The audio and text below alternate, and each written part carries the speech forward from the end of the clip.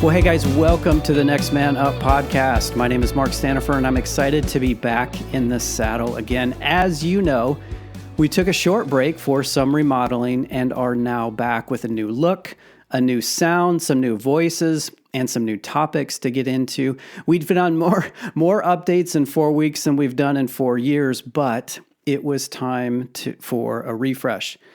However, what hasn't changed is the mission. This forum allows us to explore many different topics and angles, incorporate some stories about men and fathers and their journeys.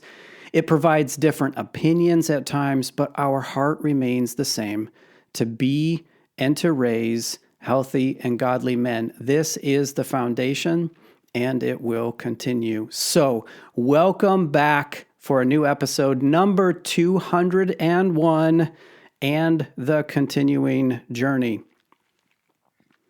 Well, by now you've probably seen the new show graphic. You've heard the new intro music. I am now excited to introduce to you a new voice and a new co-host for this season, for the foreseeable future. John Gregory has joined the show today. John, welcome, man. Good to have you. Thank you very much. Good to be here. I have not heard the new music and the new logo. I feel left out. Well, you will. Don't worry. By the time this airs, you will. Okay. So John has been a good friend over the last 5 years, and believe it or not, guys, he's supported the show in a number of different ways behind the scenes that you haven't seen. But today we get to welcome him into the co-host chair, and I'm excited to have him as a partner in this effort. So, John, I know you, but nobody else who's listening in, unless they're new listeners that you have recruited, know who you are. And so it seemed only logical, makes sense that we start with a sense of who you are. So kind of a wide open question, but give us a flyover of who you are and what your story is. Yeah, there's a lot that could be said there, but we met, I don't know, 6 or 7 years ago, something like that. And happy to have supported you and the Next Man Up journey and this podcast. And I've been watching it from afar because, well, a whole bunch of reasons, but recently, not quite 2 years ago, I switched from a career of being on a church staff for over 20 years, and I'm in a different career, and all along following a similar track of coaching, and now in a nonprofit world of working with a counseling center as a director there. And man, it's been fun to walk this journey that is very unique. It's just very unique. And to also watch other people like you doing what you're doing. So I live in Florida right now. Well, we don't need to get into the weather. It's just nice outside for those who are elsewhere. And I live in Florida. I've been here all my adult life. I'm 53. I'm a bachelor. This past weekend, I just was with my family to celebrate our mother's 85th birthday. Wow. That's happening. Happy birthday, Mom. Happy birthday, Lola. And believe it or not, Mark, we got her on a motorcycle. Get out. At 85, she's on a motorcycle? 85. It was bike week. And we were in just a little south of Daytona. Yeah. And I had scheduled a family photo session, for us on a Friday morning. And the photographer's like, "Hey, I know it's bike week." It's like, "Oh yeah, we've seen the bikes. Yes, we know it's bike week." Hard to miss. And she's planted the seed. Man, that'd be so awesome if we could get a picture of your mother on a bike. Well, that's all I needed. So we were at lunch, and we were leaving lunch, and 2 bikes pulled up, and I just went over and said, "Hey, I have a favor to ask if you would be so kind," and no hesitation. Sure. So yeah, 85-year-old on this huge bike, and my mother's all 5'1", under 100 pounds. No way she could hold that thing up, but it's hysterical. And the picture of her is just laughing her head off. She couldn't talk while she's on the bike. She just laughing her head off. So That's a fun story. It's just illustration of the journey that our family has been on. We're a preacher's family, and our dad. Eventually, the topic always gets around to the fact that our dad passed away at the age 40, and how that impacted our family.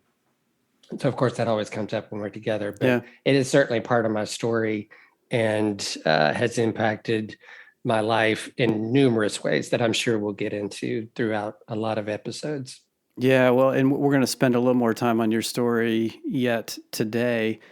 But I imagine that story that you just told about getting your mom on a motorcycle, that will illuminate much of who John Gregory is, maybe even more so than whatever else we talk about for the the rest of the episode. Hey, it was fun. If this was video, we'd be popping the picture up for you because it's hysterical. Well, we might have to consider that dropping it into the show notes or a little, what do they call it in video games? An Easter egg. We could leave an Easter egg for some of the listeners to follow, and maybe they can find that picture. I thought, knowing you and knowing that sometimes this show can be a little biased towards serious and intense, I thought maybe it might be fun to just play 5 questions with John to let the listeners get to know a little bit more about you. And I'm sure that I'm going to learn something in the process here too. So if you're game, let's do 5 questions with John. You down for that? Oh yeah, let's do it. Okay. So first question. What are 4 or 5 words which reveal who you are and what you're about? Yeah, and some of these I just referenced, but I'm a nonprofit leader. So from a career standpoint, you can check that off. That's what I do now. I'm a PK. So if those outside of church world who don't have a clue what PK stands for, I'm a preacher's kid. I'm a bachelor. I mentioned that. So those are 3 things. A couple other words.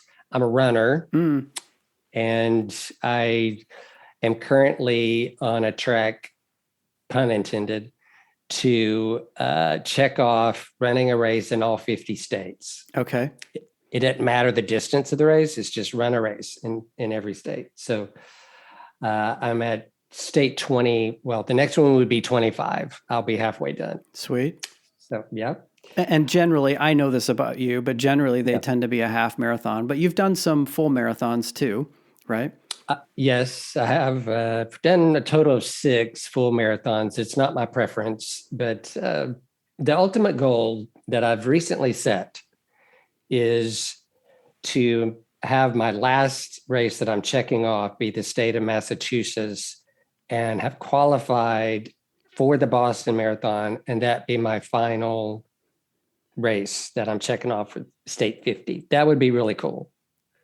That's going to be a lot of work because I don't run at that level generally as far as time. But anyway, that's a new goal I've set. Well, props to you for the goal and for putting it out there in this context. It surprises me a little bit that that you're ready to go public with that, but good for you. Well, what's the worst that can happen? I mean, that's generally a thought in my brain about just about anything. What's the worst that can happen? Yeah. So, all right.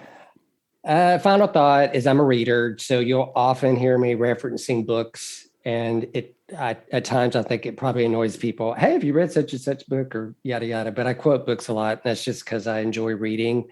And it certainly keeps me in a growth track and helps me help people. So. Well, and I can attest to you as a reader, and we've swapped titles and recommendations there and thoughts and ideas. So cool. All right. So next question. How do you describe your relationship with Jesus? What a wonderful question. That was sort of sarcastic. That's one of those questions that you're like, okay, how honest am I going to be about this? And you tend, well, I tend to, Mr. Analytical here, I tend to like, okay, am I going to lean toward being too hard on myself, or lean toward, everything's fine and there's not a problem? So the word that I have that I think best describes my relationship right now is just, it's healthy. Doesn't mean it's amazing. Doesn't mean it's, if you want to give it a grade, it's not a D minus. It's probably a solid B, kind of thing. And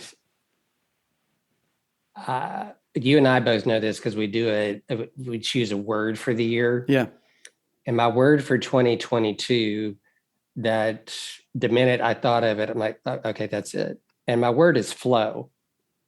That can mean a lot of different things, but 2 months into the year, what it feels like is the right usage of that word for me is to do my best to not get in the way.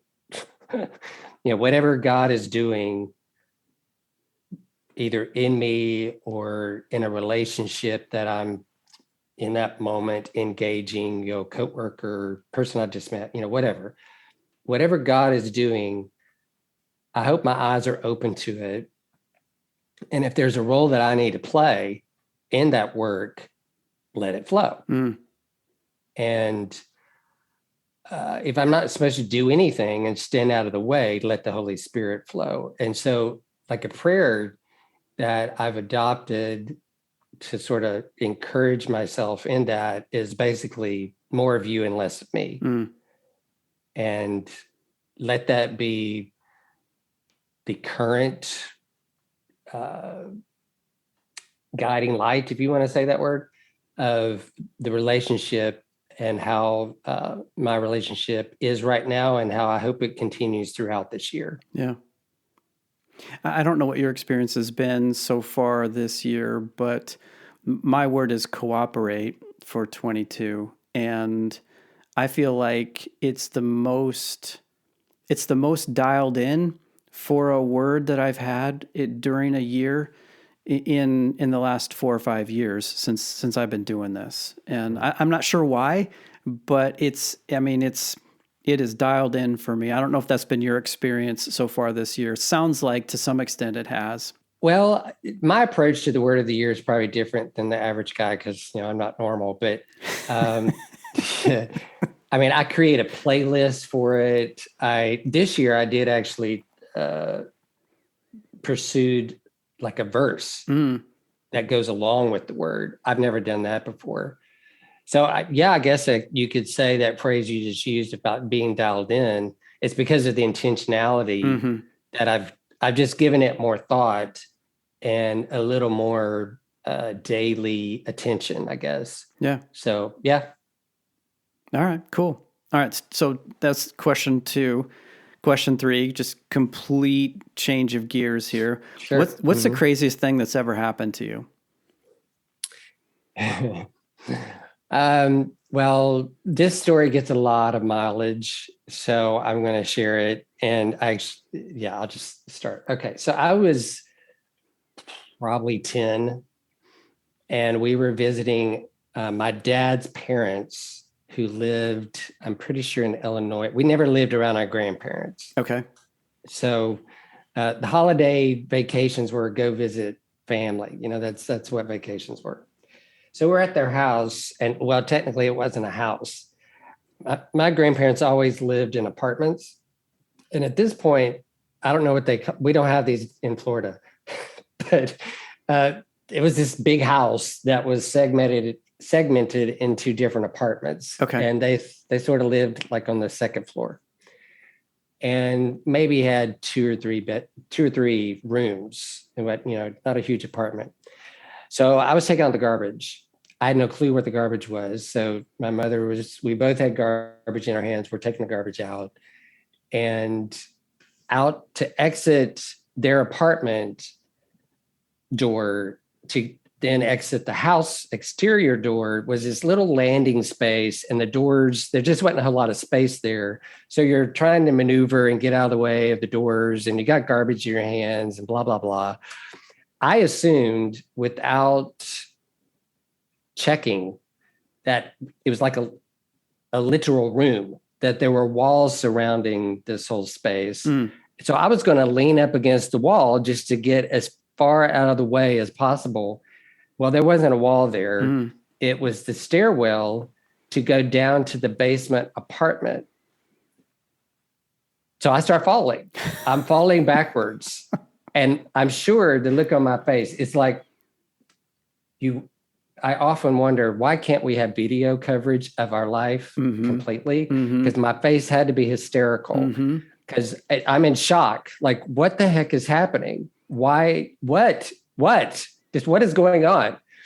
And it feels like I was in a cartoon, like I'm hitting every step on the way down. Bouncing, right? Bouncing, tailbone, hit, boom, boom, boom. So I get to the bottom, which, by the way, I held on my garbage the entire time, never dropped my garbage. Okay. I get to the bottom, I plow through the door, just, all the momentum coming down. I plow through this door in this apartment. I'm just laying on the floor. I'm like, what just happened? I'm not moving because I have no clue. Like, where am I? What? I was just inside the door was like the bar in the kitchen area. So I'm laying there and this head just peeks over the top of the bar at me. And I'm just looking up, and neither one of us say anything. We're just staring at each other. And finally I get up, and all I said was, sorry. And I closed the door and walked up. That was it. And my tailbone is in dire pain. And guess what my mother's doing? Laughing her head off. Oh, of course. She's just laughing her head off at the top of the steps. Of like, course. That's the most hysterical thing she's seen. So, her 10-year-old boy's just been traumatized, falling down the steps. Is he okay? Not a question. Just, that's hysterical. She just laughing. It was, we get a lot of mileage in that story in my family. I actually used it as a sermon illustration once. I'm not surprised. I've got a lot of mileage in that. I'm not surprised. And I will confess to those moments as a parent where my first response is to laugh. and then my obligatory response is, are you okay? Right, sure. Right. Yeah. I think that's every parent everywhere. Well, I sort of wish I could go back. I have no clue where that house is, but it would be fun to go visit it. I wouldn't want to, replay that, but it would be hysterical just to look at it. There might still be effects in the door of you plowing through it, right? All these years later. I don't know. Yeah. There's my story. All right, fair enough. Of all the stories you could pick, that one comes to the surface. That's it. So we're going to toggle again. We're kind of alternating funny, serious. So 4th question, what are 2 or 3 key moments in your story of becoming a man? Well, I cannot not answer this question without mentioning the passing of my dad, because he was 40. And at that time, I have 3 sisters. Yes, everyone pause and sit in that. I have 3 sisters. But we were between the age of 10 and 17. So none of us are out of the house yet. I'm the token male, if you want to say that, in the house. And whether I wanted to be or not, I don't know if you want to say that I actually became a man at age 12, but my world changed, no doubt. Kind of a battlefield promotion. Mm-hmm. And it's interesting, as I've listened to episodes of the podcast and heard you or guests talk about taking their sons through some type of, rite of passage, and that at age, I've often heard, being talked about, it's about that same age. Yeah, that's right. 12, 13 or so. So it would not be the rite of passage I would choose for most boys, but that certainly started it. I can't say it was a one and done. Like, okay, that passage has happened, and now, at age 12 or 13, I was a man. Sure. because a lot of gaps were created by that. So it took me some time to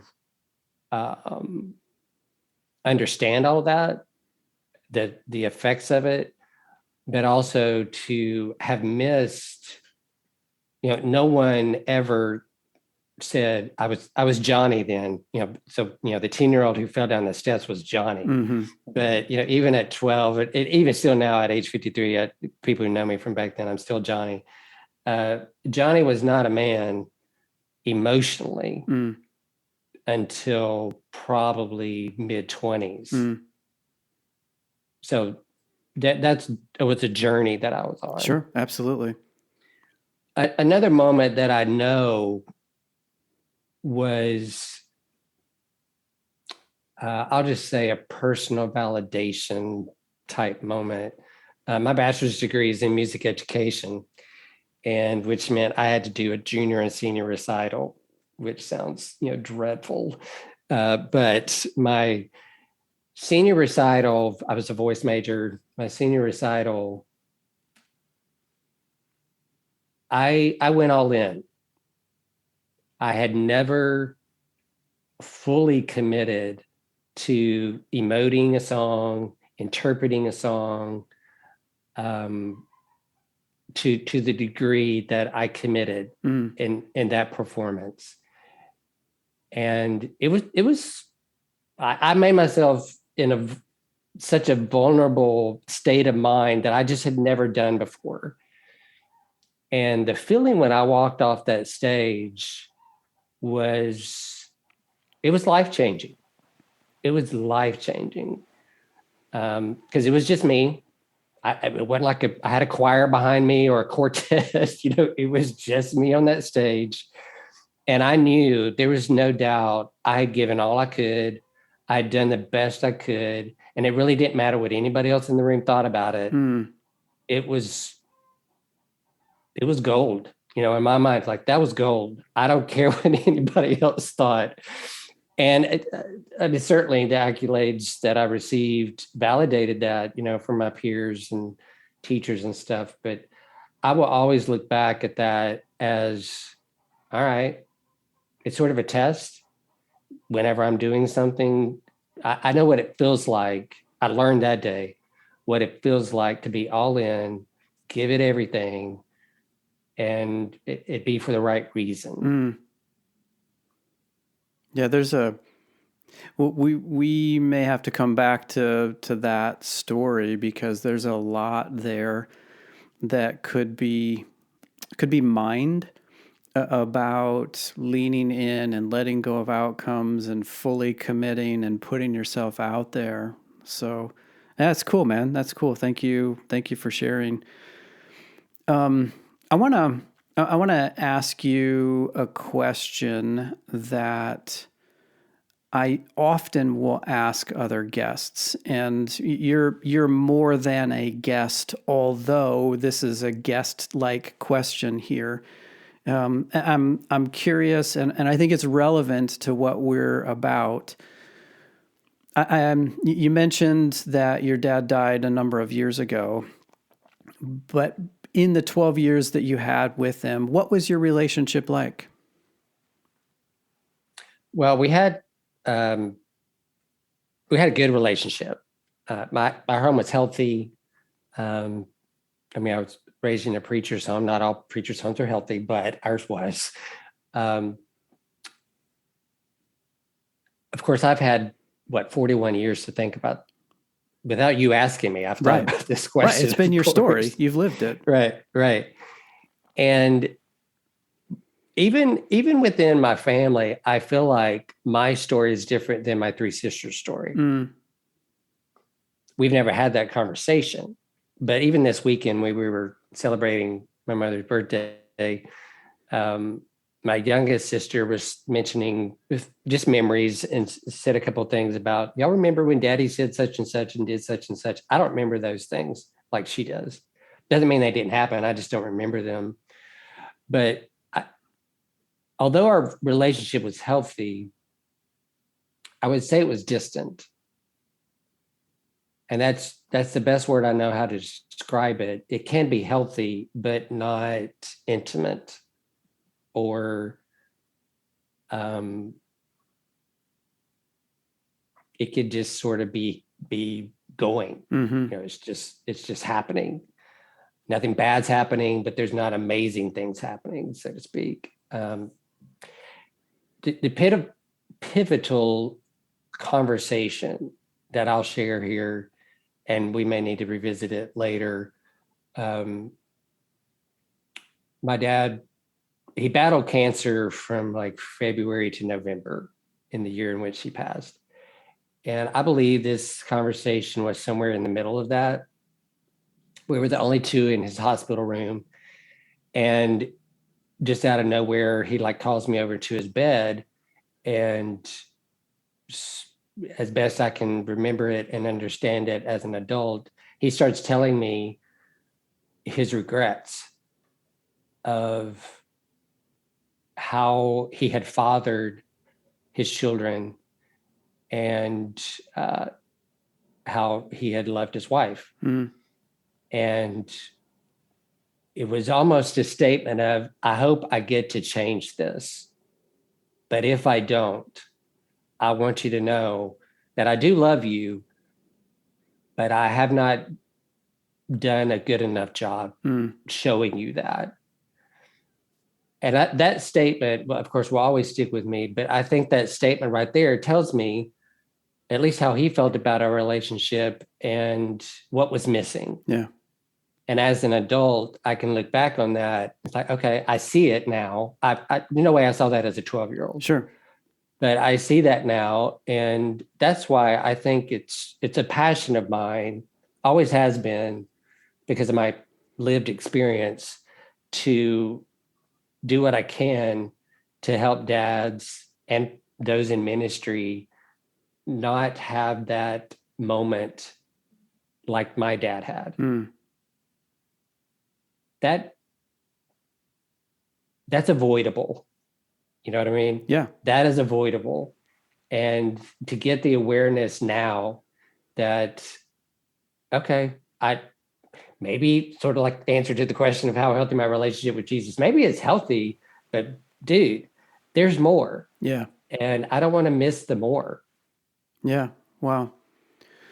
So I imagine we'll come back to that too. I'm just thinking that's a lot to put on a 12-year-old boy. No wonder in many different ways that experience, the process of him passing and the conversations that you guys had was so pivotal for you. Yeah. Let me address something that you and I have talked about, and I imagine some of you listeners are thinking about, and that's this.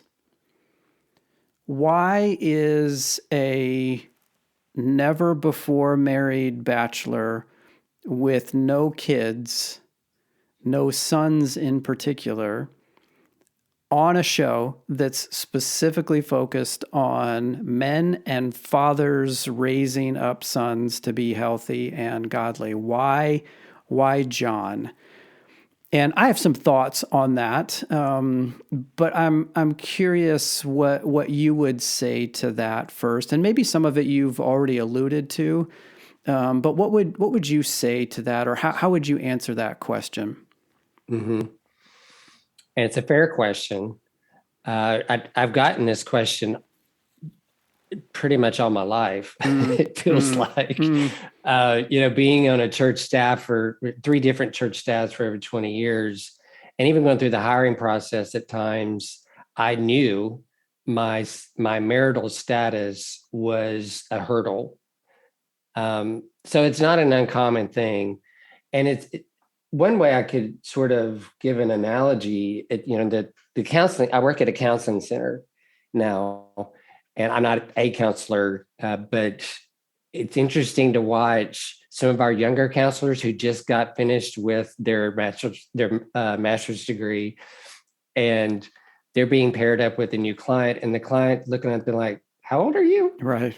Kind of deal. It's like, you don't have lived experience, so how could you possibly really help me here? And that, again, that's a good question. The awareness, though, is it's not just lived experiences that we have to draw from, personal lived experiences. We have experience, if we're open and paying attention and really engaged and being part of the kingdom of God, man, relationships are just relationships. Yeah. And I can walk with you, a dad or a husband, and empathize with you and do what I can to walk a mile in your shoes. And if that's not biblical, principles at play there, and then I've got it all, it all wrong. It's to love you where you are, and see you for where you are, and point you to God.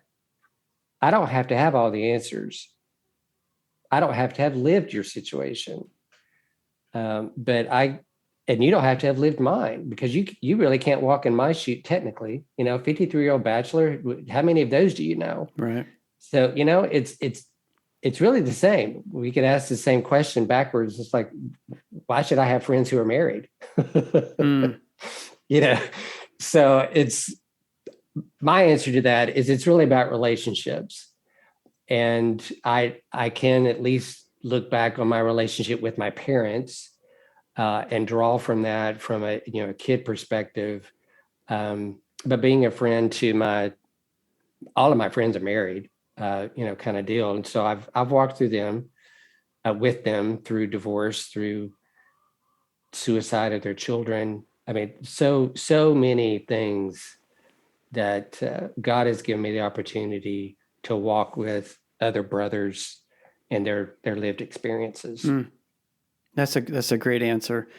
And that's why I wanted you to go first, because mine's much more practical and relevant to where we are in this time and space and in the Next Man Up journey. And that is all the conversations that you and I have had that were never recorded, just about building the relationship, the partnership, all of the different times that we have conversed. You have proved yourself as a beneficial conversation partner, and that conversation forum has been missing a bit on this show, and the opportunity presented for you to fill those shoes. And I'm like, yes, let's do that. In addition, as I've mentioned, you're a believer in the mission. And the expression that we're about is just one form of the mission, but the broader, bigger mission is for men to be men and to pass that on to the next generation. And so this isn't a new idea for you. It's not a new passion. If anything, it's just a new expression of that mission and the pursuit that you've been about in your entire life. So that seems right. The other point is you're a completely different perspective, a different angle, different lived experience. And so in that sense, thinking about diversity in a broad way, you bring a set of diverse experiences and perspectives and diverse wiring to complement, maybe sometimes contradict and push back on mine, back to that conversational partner. I think that's going to be very beneficial. And it just seemed like in this season, at this moment, it was the right time to introduce a new voice and for that voice to be John Gregory. So I don't know, listeners, how many of you were thinking, why the bachelor, why the non-dad? But it is something that we intentionally talked about, thought about, and that's how we would answer that question. Anything that you would add to that, John? Well, just a little levity. I don't have a wife to be concerned about. Am I going to piss her off? So, I can say whatever I want. Fair enough. Fair enough. Well said. Okay, so that's John. By the way, if you ever hear me refer to him casually as G4, because we both have names that are associated with gospel writers, John is the fourth, Mark is the second. If that ever comes out, just because we're very comfortable and casual, that's where G2 and G4 might come from. Where are we going, guys, as we launch this new season? Well, as I said, the mission is still the same. The focus is the same, building into you so that you can be a healthy and godly man and then go build into others, and particularly your son. But we know this. As you become a healthy and godly father, the ripple effect is to your spouse and to your kids, regardless of whether they are boys or girls. So the goal and the mission has not changed. In terms of future episodes that you can expect, here's just a sample of what's coming, what's queued up over the next few weeks. We're going to be talking about guys, men, and love and affection, and kind of reconciling with how men deal with love, particularly a man-to-man type of affection, and how we appreciate that affection, appreciate the relationships with other guys that we have in our lives. We're going to get into fear.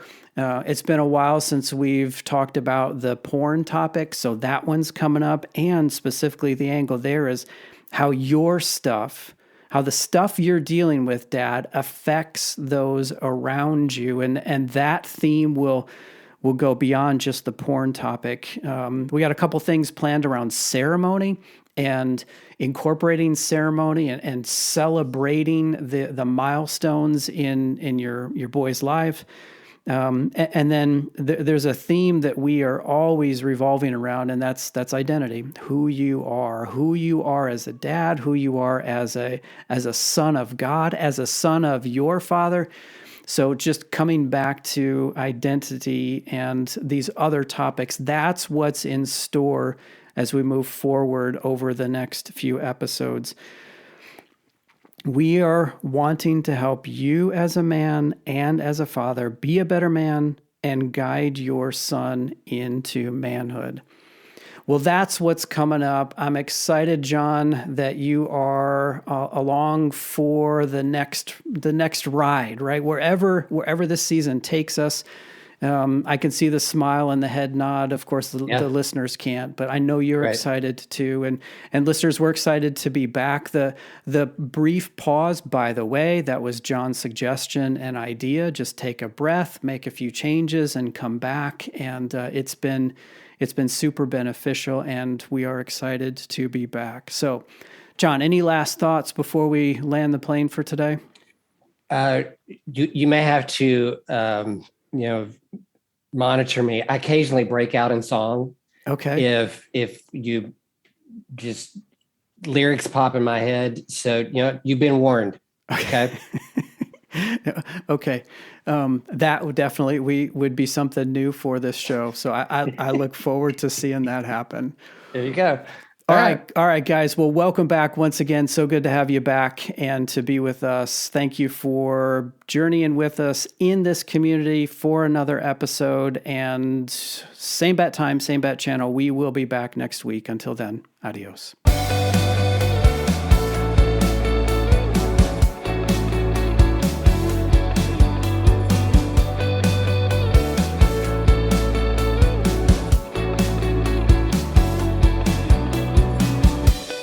To send us your comments or questions, you can email us at feedback@thenextmanup.com. The theme music is by Jacob Stanifer at Jacob Stanifer Music, and this show is part of the NRT Podcast Network.